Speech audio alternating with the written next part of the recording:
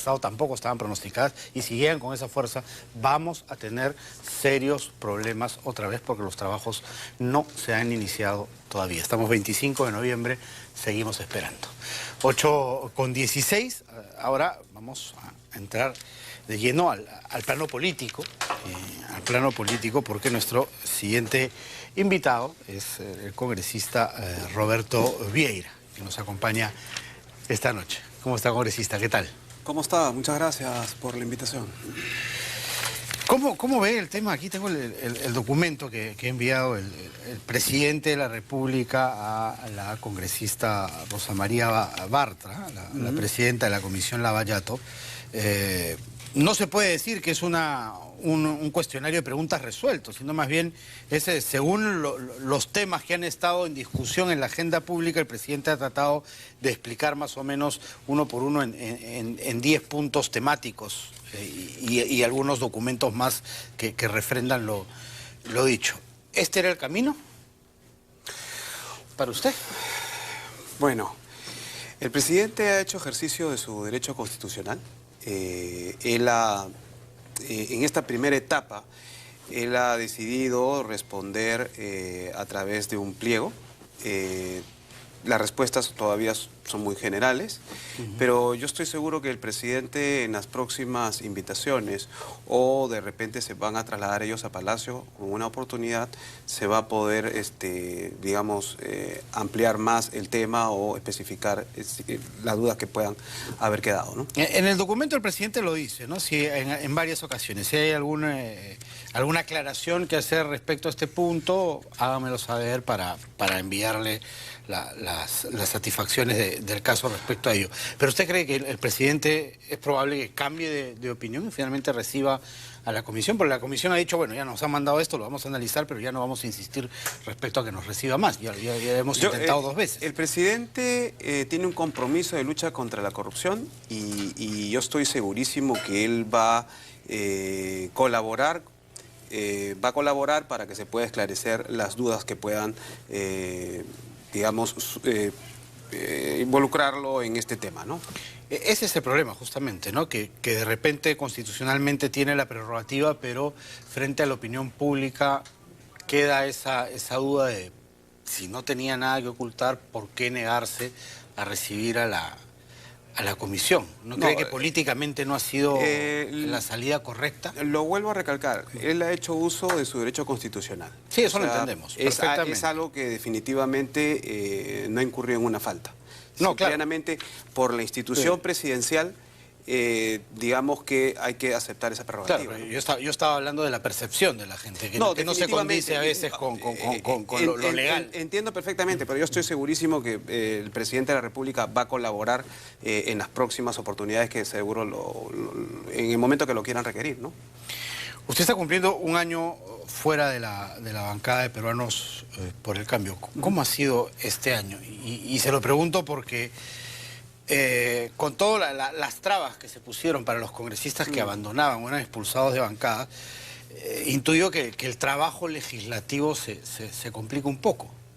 ¿Cómo evaluaría este año? Definitivamente no es fácil estar solo, pero he sido consecuente con mi posición. Yo manifesté que tanto con el fujimorismo, que en una oportunidad estuve con ellos como secretario nacional de Juventudes, y después con Peruanos por el Cambio, eran ya un tema pasado, y que me iba a mantener como independiente.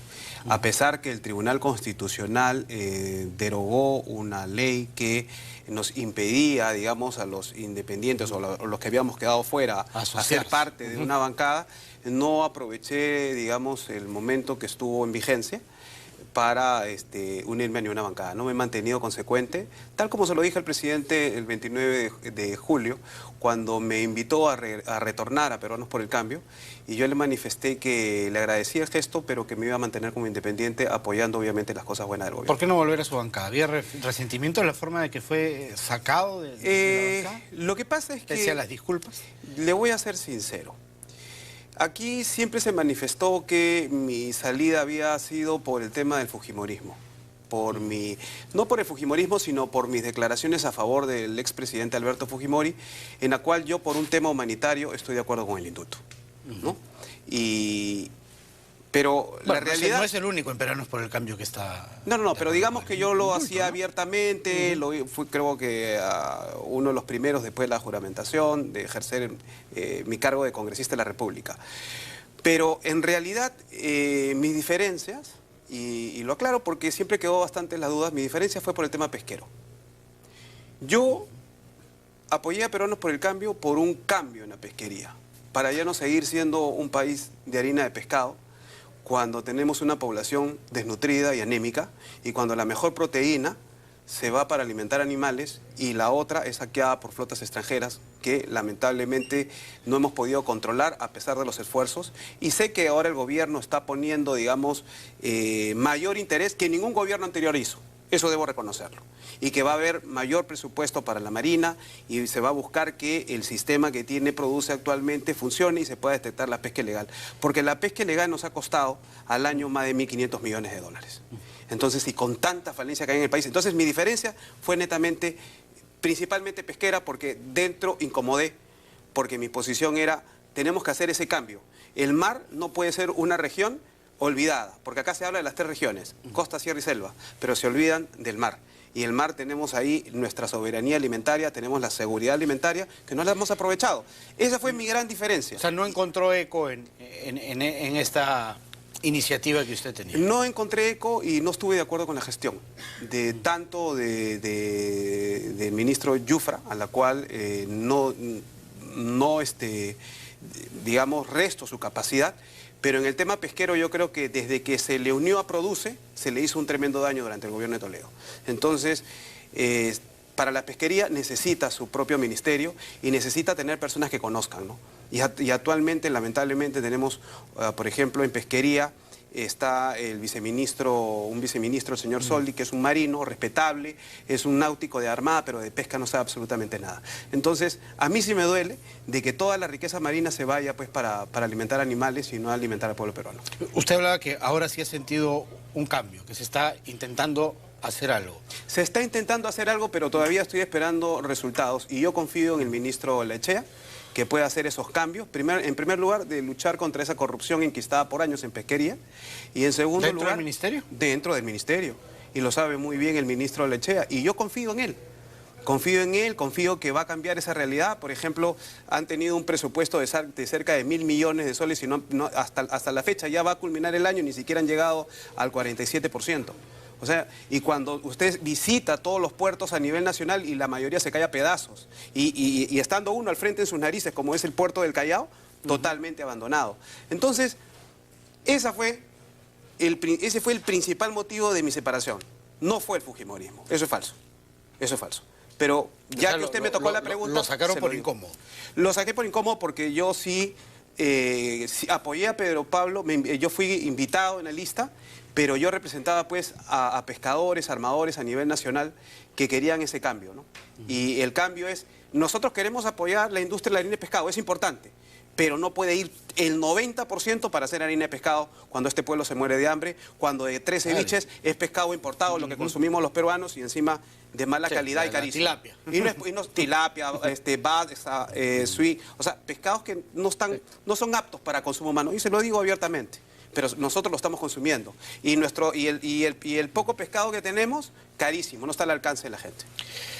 ¿Hay la posibilidad ahora de algún tipo de asociación entre los que quedaron sueltos y entre algún otro que se pueda ir? Lo de Kenji Fujimori, usted en la entrevista anterior que tuvimos hace algunos meses atrás me dijo que él estaba evaluando la situación y ahora está pronto a que su partido decida cuál va a ser su destino, si lo sigue suspendiendo o lo expulsa. ¿Hay alguna iniciativa, alguna conversación de asociación entre ustedes? Hemos conversado, pero nunca hemos llegado a, digamos, a fijar esa posición. Porque Kenji en todo momento manifestó que no iba a salir de su partido. Y yo también, siendo consecuente por mi lado, manifesté que al fujimorismo no regresaba. Entonces hemos sido consecuentes, yo he sido consecuente y él también, entonces se quedaba descartada el de tema. repente no renuncia, pero lo terminan sacando. Lo terminan sacando. Si lo terminaran sacando, obviamente podríamos sintonizar en muchos temas por lo que nosotros consideramos es lo mejor para el país. ¿Cómo vio el tema del censo? Terrible, espantoso. En primer lugar... Quiso agua por todos lados, ¿no? En primer lugar, la mayoría de gente no estaba capacitada.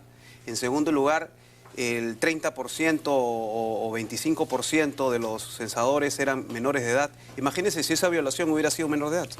O sea, ¿cómo en una casa pueden mandar a una casa, a un domicilio, a una sola persona?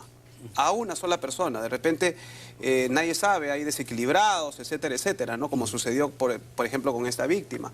Entonces, mal hecho. Aparte, nos pidieron la identidad, algo que generalmente en los censos no se hace porque se mantiene el anonimato. Prácticamente saben, en otras palabras, hasta de qué se va a morir el presidente.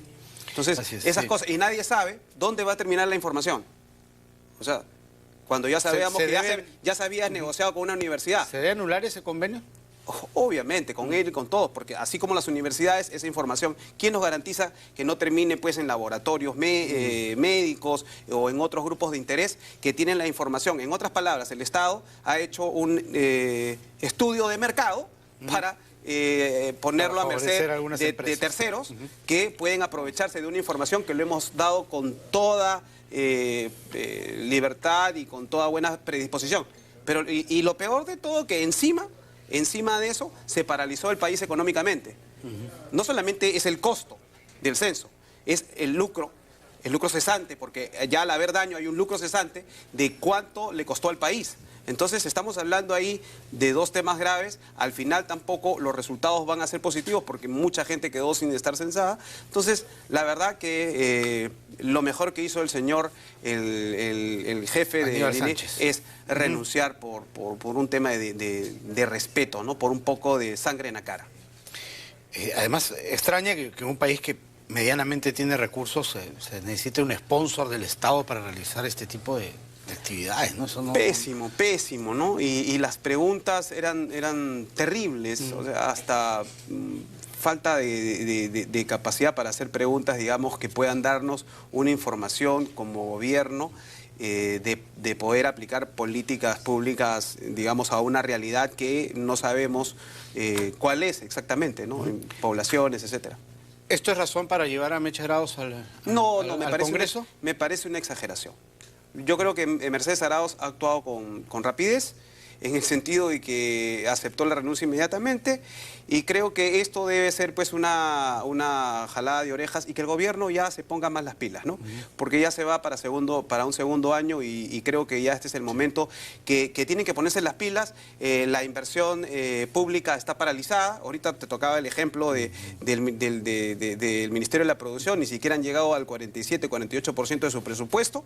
Entonces imagínate pues, y cuando hay mucho por invertir en este país, y lo peor de todo, que no solamente se demuestra una incapacidad de ejecución, sino se demuestra que ese dinero, ¿para qué va? Para cócteles, para gasto corriente, en otras palabras, para tonterías. Y eso es inadmisible cuando acá los hospitales y todo se cae de pedazos. Dicho sea de paso, hoy día hice una visita al hospital de la policía y la verdad, una vergüenza. No tenían ni baños, la gente a la intemperie, o sea, realmente pésimo. Pero no le echo la culpa al director del hospital, porque tiene muy buena predisposición, sino que a pesar de ser un hospital de categoría 3, no tiene el dinero para ejecutar. O sea, realmente el ministro Basombrío debe tomar seriamente, porque no merece el hospital de la policía pues tratar así a tanta gente que se ha sacrificado por el país. Sí, venimos esperando por un nuevo hospital. Ni medicina sabía, ni medicina. Es terrible. Muchas gracias, congresista, por haber estado aquí con nosotros. No, gracias a usted y para otra oportunidad. Por supuesto. Gracias. Por supuesto que sí. 8:30 exactamente. Vamos a ir a una pausa, pero no se mueva, que ya está en los estudios el presidente del Poder Judicial, Duberlio Rodríguez, va a conversar con nosotros.